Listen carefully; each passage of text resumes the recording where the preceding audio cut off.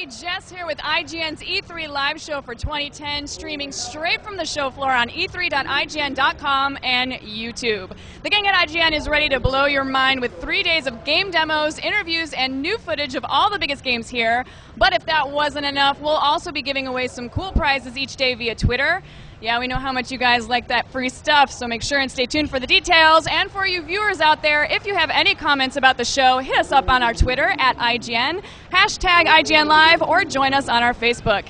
Anyway, there's a lot of awesome things headed your way, so let's get the ball rolling with something rather epic, and I do mean epic. Rev up those chainsaws because we're kicking off E3 2010 with Gears of War 3.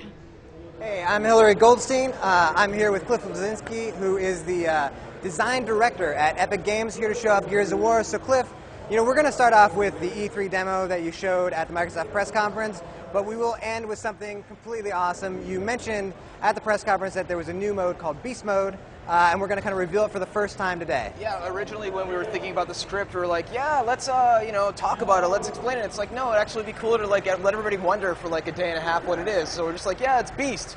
Everyone's like, what does that mean? What could that be? So we actually have the first footage ever shown here. But I think it'd be kind of cool if we tease people for a little while longer. Well, I want to go through the E3 demo first. Yeah, sure. That way people can continue to wonder for the next 5 minutes or so, thinking what could Beast be? Yeah, keep them waiting. Yeah, so what's new about Gears of War? So people maybe who don't remember how Gears of War 2 ended, can you set up the story a little bit? Well, so at the end of Gears of War 2, Marcus and Delta Squad sunk Jacinto, which flooded the underground of the planet. It seemed to stop the Locust for a while, but it's been 18 months since the events of the last game, and now we have a new threat that's known as the Lambent. And these are these kinds of ever-mutating, kind of rebirth Locust-like creatures that are really, really tough to defeat, and they explode upon death, so that's an added extra element of danger. What we're seeing right now, we just saw the bayonet charge with the Retro Lancer, just kind of get that, pick a Locust up, stab him through the chest, and drop him, which is very visceral, very entertaining. Got a new digger launcher, which is kind of like an underground mine, a little creature that eats. This is me piloting right now and trying to not get killed. This is a new move that is called the mantle kick. You can climb over cover, kick a Locust over, grab him, and then take him as a hostage and attach a grenade to him and send him towards a bad guy, take him out.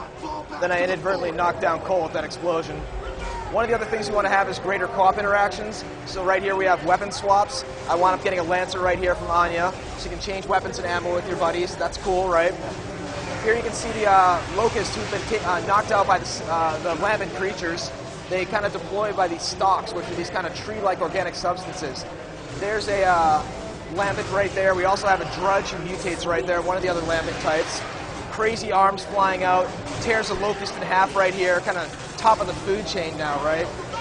One of our guys is getting fried by this kind of emulsion flame. We can pop their different arms, take them out with a couple clips. They wind up exploding upon death. Some of those guys wind up leaving their kind of head and neck around you have to take out as well. Kind of like the Thing, right? Right. It's a lot more of a lush environment that you've seen in previous Gears of War games, not just that destroyed European architectural look that we have, right? So let me ask this. The tagline for Gears of War 2 was bigger, badder, more badass. Is this biggerer, badderer? There's no fancy tagline for this. It's just going to be the best looking, most enjoyable, most feature-rich, and most importantly, the most polished Gears game you've seen yet. There's a lot going on though, right? You get a chainsaw kick. If you chainsaw an enemy who explodes, you're probably going to want to kick him away from you and get him away when they blow up, right? The Lambent mutate in different ways. This one kind of mutates like a tree and is taller, spawning these little polyp-like creatures from below, these kind of like fast little crab-like monsters.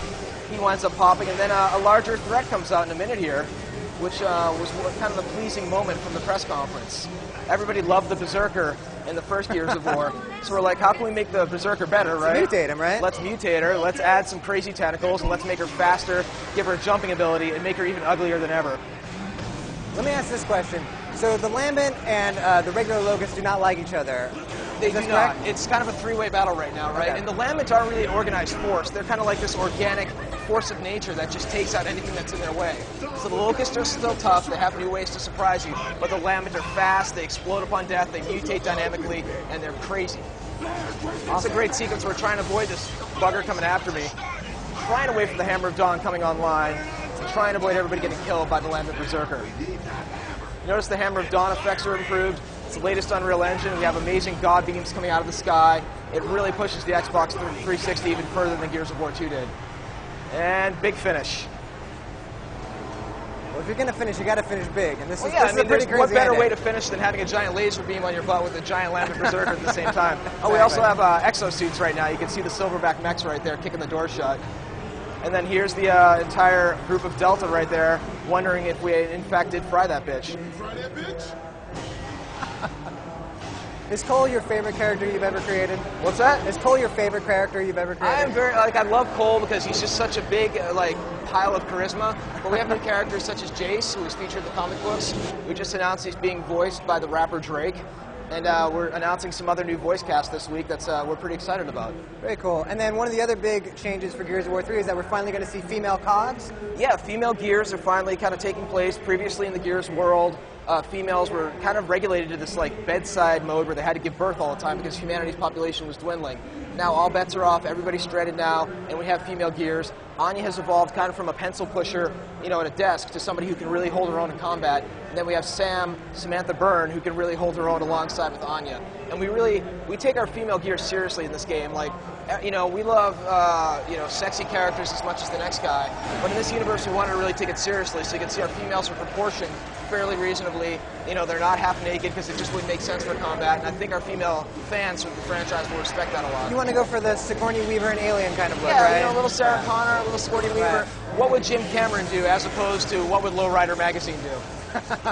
Not that there's anything wrong with what Lowrider Magazine does. Oh, absolutely. Does. That kind of look has its own place, but in a world where everything is falling apart, we want to know that our girls are tough, that they can handle themselves, and they can hang alongside the boys. And they're not just sex objects, right? It's very, very important that we take it seriously. Here we're Lancer bayonet charging one of the drudges who pops upon death. There's really a lot going on here, and it's so tricky to cover it all in a short period of time. Of course. I think people have waited long enough. They want to know. Let's just hop right in, do Beast Mode, and you can tell everybody sort of what the big surprise is about this. Well, so previously we had Horde Mode in Gears 2, and everybody seemed to like that. Everybody loved it. Amazing. I mean, a lot of games suddenly started shipping with a Horde Mode. We're like, cool, I guess that means we did something right. So we're like, well, how can we switch that up? What's the interesting thing that we could do? And we decided, what if you could play as not only the Locust, bipedal characters, but what about the monsters?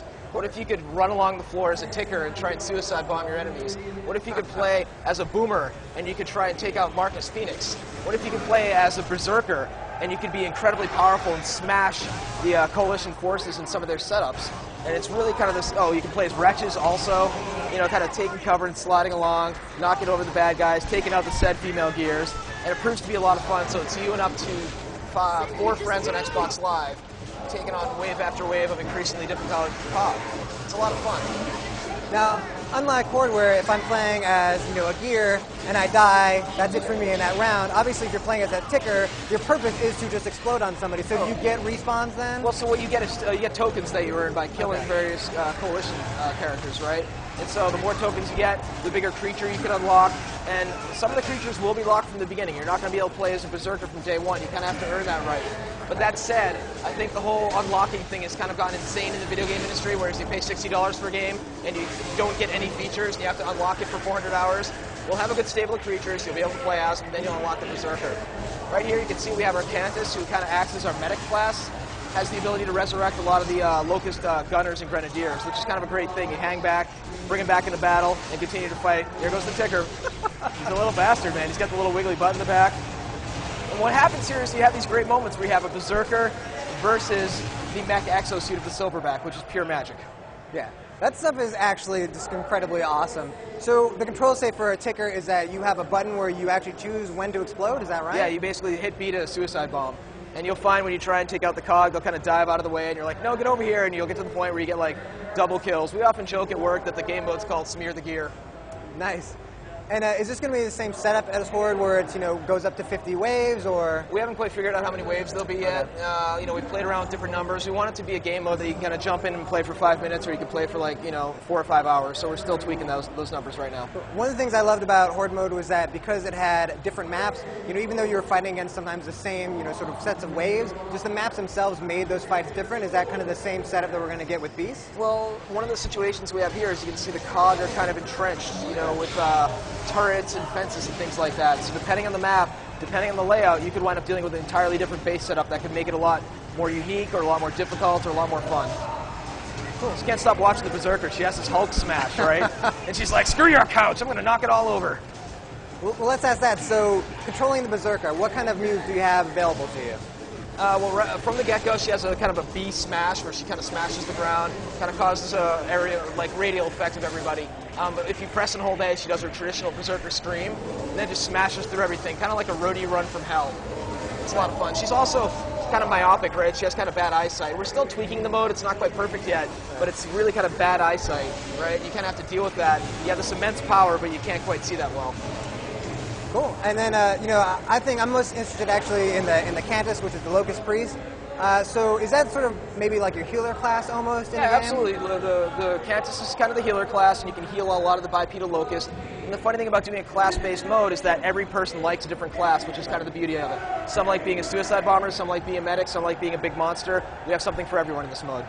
Awesome. And can you tell us, when can we expect Gears of War 3? Gears of War 3 is shipping in April 2011. Spring is the new fall.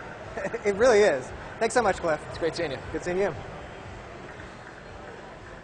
Thanks, guys. It's good to see Marcus and company back in action. Now, if you guys have any comments about what you saw, remember, good to see Marcus and company back in action. Now, if you guys have any comments about what you saw, remember to follow our Twitter at IGN or join our Facebook. Coming up next, we have another epic to get. Remember to follow our Twitter at IGN or join our